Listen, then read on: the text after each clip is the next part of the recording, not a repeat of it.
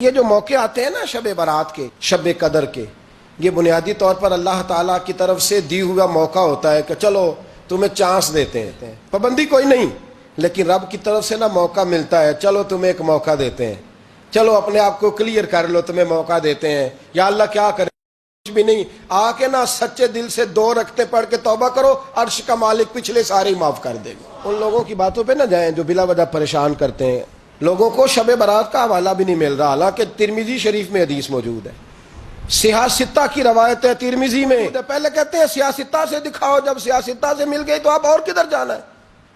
اور ابن ماجہ میں موجود ہے مولا علی کی روایت، اور ذرا ترتیب دیکھیے گا، یہ ترمذی کی حدیث ہے، اور امام ترمذی نے تو پورا باب باندھا ہے 15ویں شعبان پر، پورا باب۔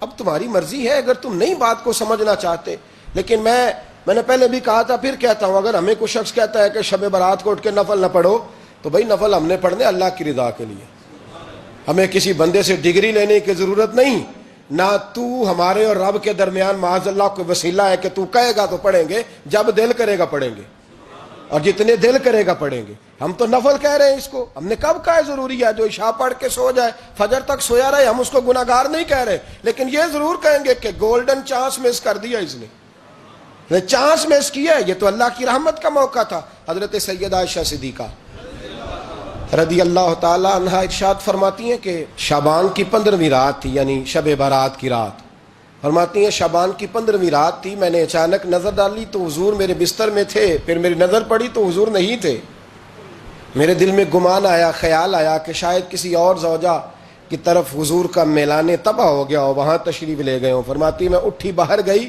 تو نبی کریم علیہ السلام جنت البقیع میں تھے، قریب ایک جگہ پہ حضور دعائیں مانگ رہے تھے۔ فرماتے میں گیا تو حضور فرمانے لگے، ابو بکر کی بیٹی تو نے کیا گمان کیا کہ اللہ کا رسول تیری حق تلفی کرے گا؟ عرض کی حضور آپ مالک ہیں، کہیں اور جانا چاہیں تو میری طرف سے پابندی نہیں۔ کہتی ہے وہاں کھڑے کھڑے میرے رسول کریم نے بیان فرمایا، یہ ترمذی کے لفظ ہیں، حضور نے فرمایا عائشہ یہ شعبان کی 15ویں رات ہے، مدینے میں سب سے زیادہ بکریاں بنو کلب کا قبیلہ پالتا تھا، فرمایا آج کی رات بنو کلب کے قبیلے کی بکریوں کی تعداد کے مطابق اللہ میری امت کے لوگوں کی بخشی فرما دے گا۔ یہ وہ رات ہے۔ جناب عائشہ صدیقہ رضی اللہ تعالیٰ عنہ نے بات رات کو سنی تنہائی میں نبی پاک سے، رات کو تنہائی میں حضور سے سنی، سویرے جناب عائشہ نے کل امت کو بتائی۔ اگر یہ بات اہمیت والی نہ ہوتی تو بی بی صاحبہ آگے روایت کرتی، یہ کتابوں میں آتی، یہ لوگوں کو بتاتی۔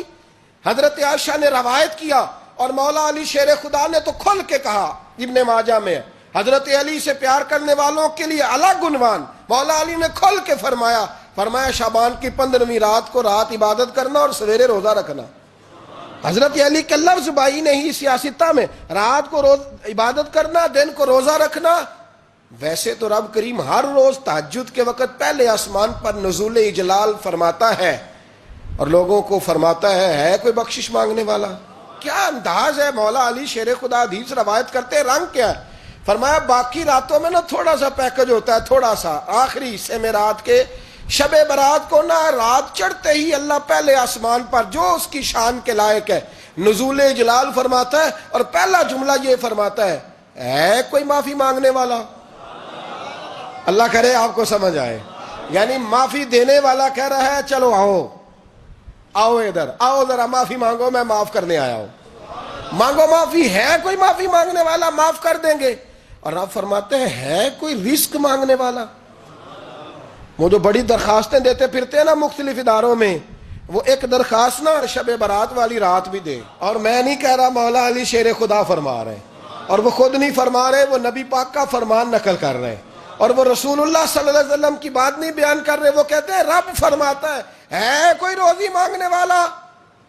سارے سیٹھوں نوابوں جاگیرداروں کے پاس جا کے تھک گئے ہو، ایک دن میرے کہنے پر، ایک رات، ایک دیہڑی ذرا شب برات والی لگا کے تو دیکھو۔ تو میرے رسول پاک علیہ السلام نے ہمیں یہ میسج دیا، پیغام دیا، فرمایا اس رات جو اولاد مانگے گا رب اسے بھی عطا فرمائے گا، اس رات جو اللہ سے بخشش مانگے گا اللہ اسے بھی دے گا، اس رات جو رب کریم سے عزت مانگے گا اللہ اسے بھی عطا کرے گا۔ شارحین نے لکھا اس رات جو رب سے پردہ پوشی مانگے گا، اللہ اسے پردہ پوشی بھی عطا کرے. جو جنت کا سوالی ہوگا رب اپنے فضل سے عطا فرمائے. کوشش فرمائے. 10 محرم کو ہمارے ہاں لوگ جاتے ہیں قبرستان.